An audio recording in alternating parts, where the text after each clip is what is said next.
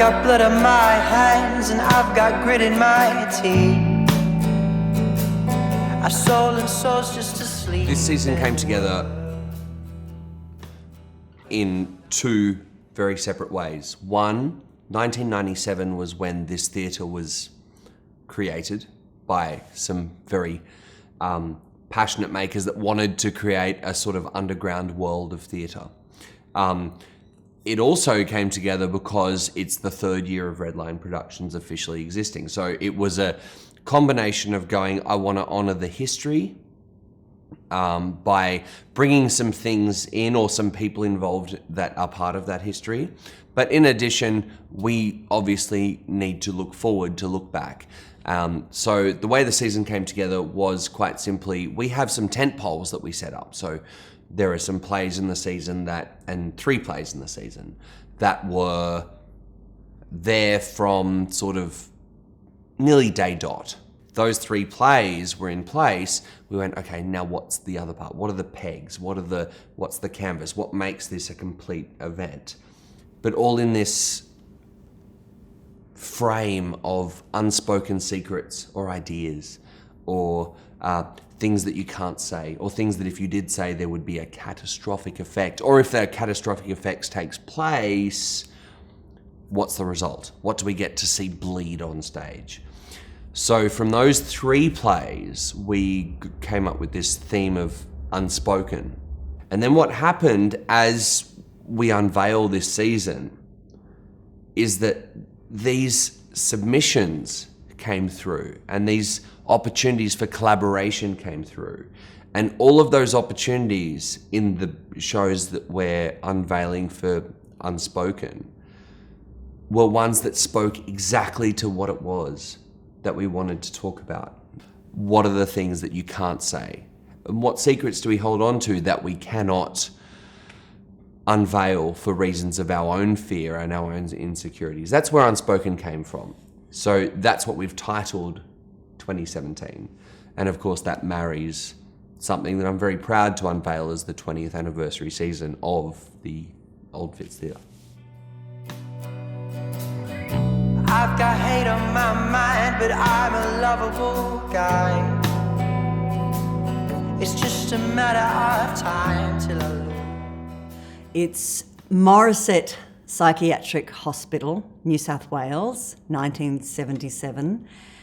Sister Bonaventure, a 16th century Breton nun, gives birth to her grandson, Peter Paul, the future Pope Pius the umpteenth. Mother and baby are doing well, a little too well. There's one poisoned ancestral seed, and 2 of the characters, the choices they make and the things they do, then tumble down the ages. So the fruit of their loins are forever playing out their story. And it goes from the 16th century right up until the present day. Being a woman is a little bit like living a lifetime in opposition. Even though you're just the majority, you're never in power. You're always in opposition. So you look at the world through that prism. You can't help not do that. And it's still there. This stuff is still there. So if you're having that discussion, it's often polluted with statements such as, but I'm not like that. Not every man's like that. So you're not allowed to have this conversation unless you kind of appease everybody's fear. And I wonder where all that fear comes from. What's the genesis of that fear? And Eve is lumbered with a lot of hate and blame. So I just thought, well, you want to blame it all on Eve? I'll give you Eve. And there's a bad man, and he's been looking for me. Now he's getting closer. You see the profile? Yeah, it's a good one. It's very similar. Good schnoz. Look at it. See, I'm going to have to get some surgery before we do this. The Judas Kiss is a play written by David Hare. He wrote it in 1998, and it went really, really well. it was here in 1999. I don't remember it because I never saw it, but I couldn't get in because it was that popular. But I do remember it just took the town by storm. Hopefully we'll be doing the same with our production. It's a play that is set directly after the first of 3 trials that Oscar appeared at, where he was eventually convicted for gross indecency. And that's in a hotel room. The second act is based around the time where he just comes out of jail for doing 2 years hard labour, and he's reunited with his young lover, Bosie. It brings up a lot to the surface as far as people's bigotry, and I think that that's going to be really interesting, particularly with this ridiculous plebiscite, the conversations that are taking place now with that. I think love really comes to the surface when I think about this play, and how people can be blinded. Weeks ago, when I spoke to my flatmate and said, I'd been approached by you, Andrew, about the idea of doing Judas Kiss with Ian Sinclair, his mouth just dropped with excitement. So obviously there's still an appetite to see this play. And I think when you attach Ian Sinclair with anything, people want to see it. Well, I know I do too. And you win both ways, whether you're in it or you're watching it. So when you have a play this good and a role this amazing, and you have Ian and this space, it's a no-brainer.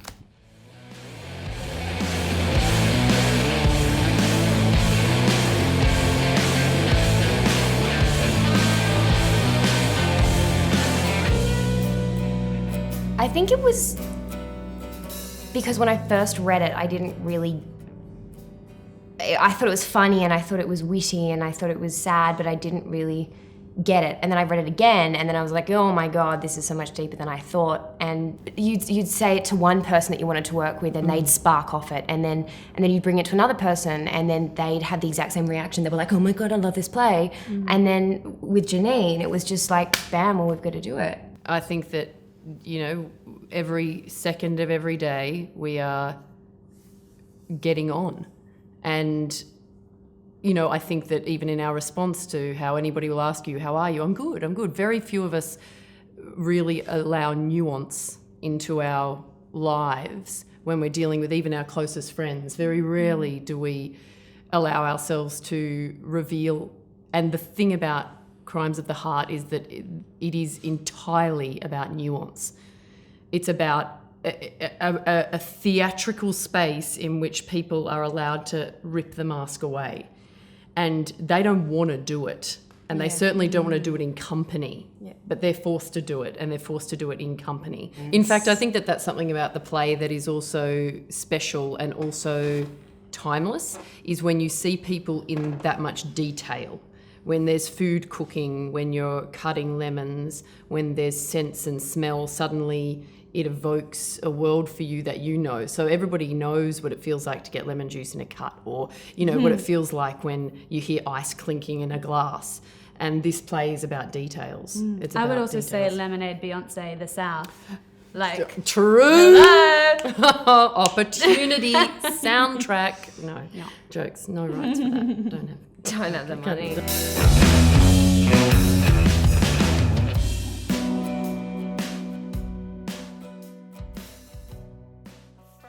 The first scene is 2 US Marines guarding a tiger. The tiger is speaking to the audience, and he's actually commenting on the stupidity of a pride of lions who escaped from their zoo when the zoo was bombed and then got shot dead in the streets. And while he's commenting on that, the US Marines are commenting on the state of the war that they're in their world. The tiger gets hungry. He bites off the hand of one of the Marines. He gets shot dead. Then he's dead. He starts roaming the streets. And so the audience are going to see a tiger meet lots of different characters in Iraq at that time. Uday Hussein is in the play, one of Saddam's sons. Fascinating character. I think that's a word that we could probably use to describe Uday. And each of those characters are searching for something, and many of them are being haunted. The tiger represents the spiritual in all of us. because when he dies, he's then forced to look at himself. The first thing he sees is what he looks like, and then he sees the world from a different set of eyes. It debuted in California in 2009, and then it had its Broadway production in 2011, which starred Robin Williams. And it was Robin's final Broadway performance of his life, actually. So yeah, that's the basic history of the play. It's a very funny play, and that's what makes it so sophisticated and clever, because you're laughing at the absurdity of everything at the same time as you're crying about it.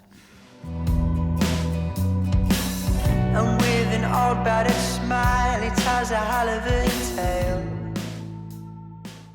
I'm directing Doubt by John Patrick Shanley, a master of the craft, a master playwright.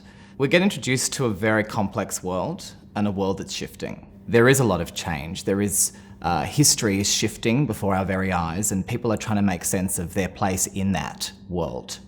Essentially, at the heart of this play is a suspicion that Sister Aloysius, the nun, the headmistress of this Catholic school, has that a priest is having inappropriate relationships with a young boy, the only African-American student in the school. I love this play because I love the people in it.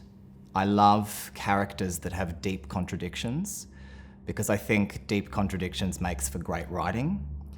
And what these contradictions in these characters look at are some of the very basic things of what it is to be in this world and to own your place in it. It's about intuition, it's about truth, it's about belief not necessarily being a truth or a fact, but being a construct and being something that shifts and evolves. That fascinates me deeply, and when you put four very different people together in this pressure cooker of a world, and they're each fighting for something that they know to be true, and all those things are different, that's a great play. And it's a great reflection, I think, on the times we are in now, not just the times the play is set in then. But I'm not giving up.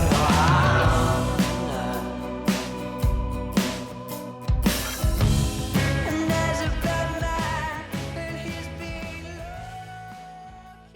for. So a friend handed it to me a couple of years ago and didn't say anything, just put it on my desk and was like, you should read this. And I was like, what is it? And he's like, I'm not going to say anything.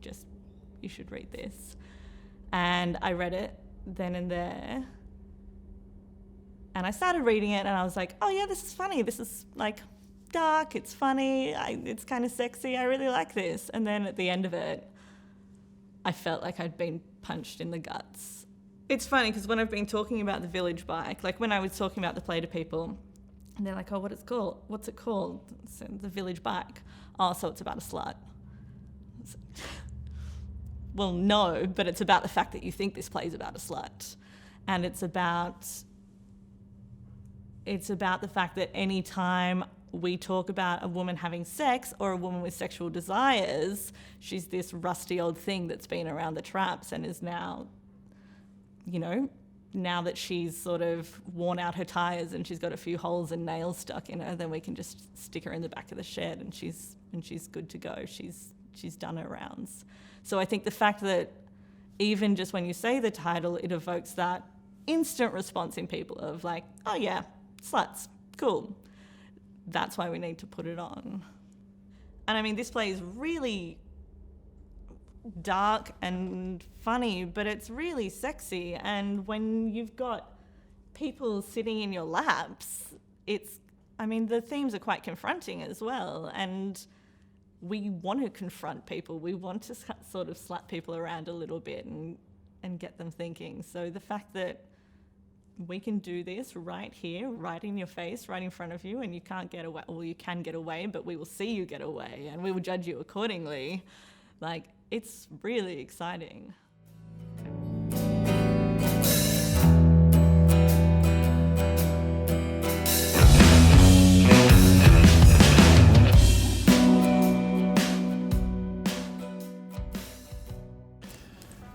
Louis Nowra. I heard about him here. I've known him for years, but I know nothing about him. But I have a high opinion of him. in a colonic sense. And I've always wondered why a writer picks their names, and he's picked a name like Lewis without a number after it. I mean, even Windows get numbers after it, and Nowra, that's not even a name. The thing in our conversations, it always ends up in some egocentric tirade coming back, missing out all the facts that you give him and what he focuses on in some little schoolyard click mentality thing like fingers up the bum when you're telling a story about a serious operation. He just doesn't listen. Could you just introduce yourselves one at a time? Hello, I'm Graham, punter at the Old Fitz. I'm Inez, and I'm a bartender. My name is Aisha, and I'm a great star. So this play is based, it's all true, based on the characters of the Old Fitzroy, and I've amalgamated them and everything else like that. Will you go and see the show? It depends what seat you get, you see. That decides the truth, doesn't it? Wherever you're watching it from. So, I don't know. Will you come and see the show, Asia? No, I can't come in this theatre. Right. Claustrophobia. Right. Too small. Well, that's good. This is not the Opera House concert hall. Well, no, it isn't, actually. How long is it? Has it got an interval? Oh, now we get to the crucial questions that you people want to know, right? It's 90 minutes long. Oh, gosh. Maybe 85. Has it got an interval? Well, no, it doesn't have an interval because then, you want it to go just 90 minutes without an interval, and it ends, I think, with a song like maybe Big Spender or something. Are you handing out razor blades for the audience? Yes, plus we're going to have a couple of Leonard Cohen CDs to give with people too. So come in there. There you go.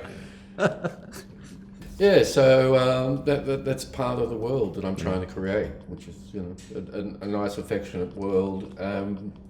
I've done 2 previous plays with Lewis in it. I changed my name to Lewis, so it's obviously true. Some of the aliens in Cozzy, when Lewis is in Some of the Aliens, he's in the House Commission area where he's brought up, and that's his world. In Cozzy, it's when he was working with asylum patients. So part 3 is really not changing much from the asylum patients, is it? One set in this community. So this is part of a trilogy. So the last one is about another community Lewis finds himself in. Whereas if he was sensible, he should be living in a middle class community with, lawns and everything else like that, but probably not. That's good. That saves us 90 minutes, doesn't it?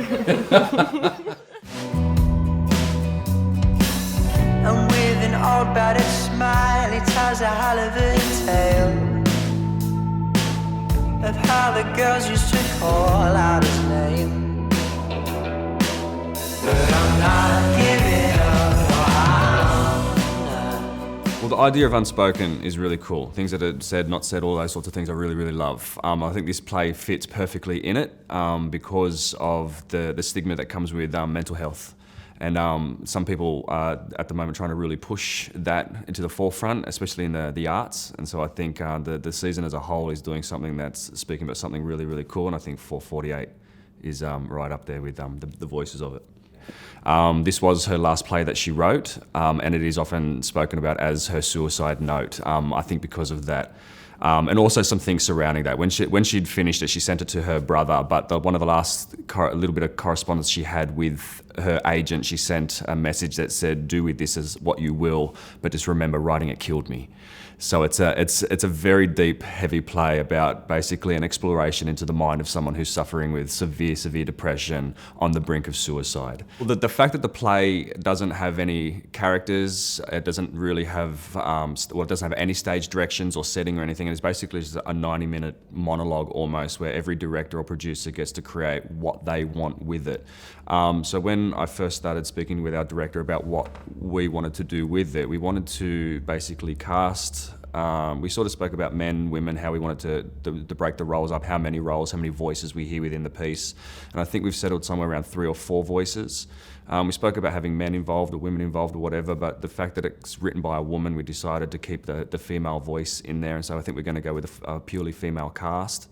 We started doing some research into mental health in Australia and and suicide in Australia and where it's most prevalent, and we're going to try and cast within that range of where suicide and mental health issues are prevalent within the Australian society. So that's the route we're going with it.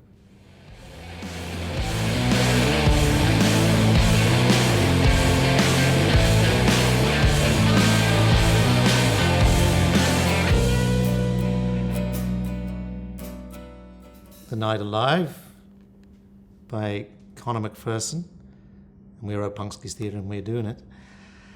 What's it about? Well, for me, what's it about? It's about what's going on.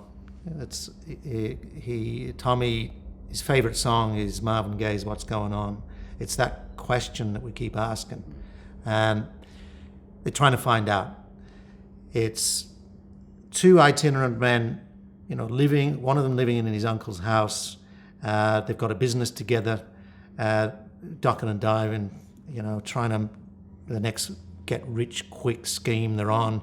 A girl arrives in their life, a young girl, and that is the catalyst. It's the cat among the pigeons. It sends their lives spinning, into another universe, into the black hole, which is talked about. There's nothing extraordinary in his work, in the sense that these characters are not larger than life. In fact, they're battlers, So that's what's drawn us to it.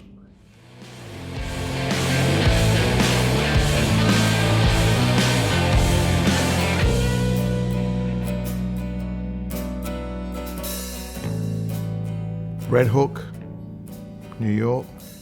Longshoremen, a good family, a good Italian family. They part of the community. They look after each other. Eddie Carboni is the father of the household. He's also looking after a young girl that he's been in the ward of and made a great promise to look after, that he cares for. Perhaps just a little bit too much. Is he in love with her sexually? You can never quite unpick it, no matter how many times you read it. It's uncomfortable, what goes on between those two, but it's not exactly what you think it is. And that's the extraordinary territory that Arthur Miller mines. It's his greatest work, I think.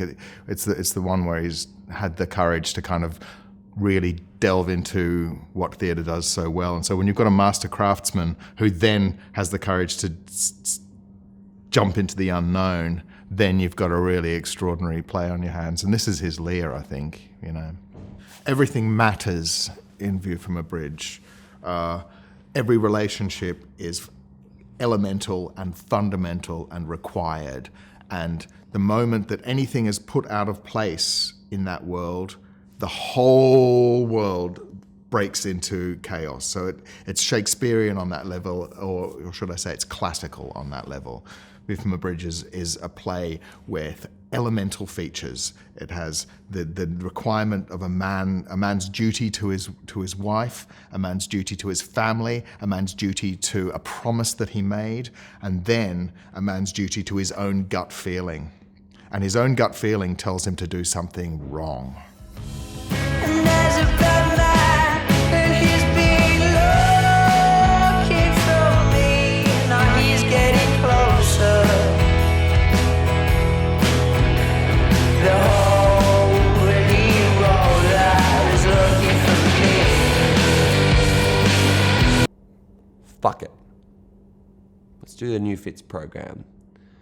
And let's get Playwriting Australia on board. We choose 10.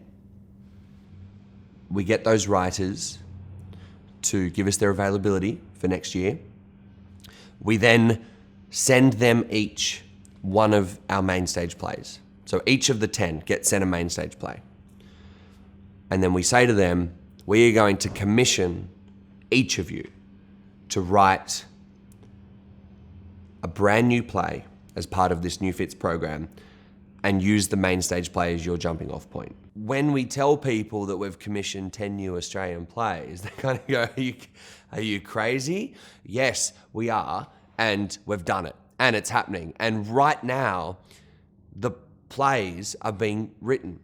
So we have 10 fearless writers, and those New Fitz plays are the opening act, if you will, to our main stage season. And they go on at 6:30, they go for 40 minutes, and then there's a main stage play at 8:15 at night. For me to be sitting here going, there are also 10 plays that I have no idea what they're about that are being written now by 10 playwrights, and they're new stuff. And who knows what's going to happen with them, what we can do with them, what the response is going to be to them. But I know that a great 40-minute play or a new 40-minute play, it's a form that we don't see a lot of, those sort of short plays, and we get to do that all of next year. 10 new Australian plays commissioned on top of what we've got in our main stage is pretty exciting, and that's the New Fitz. The holy roller is looking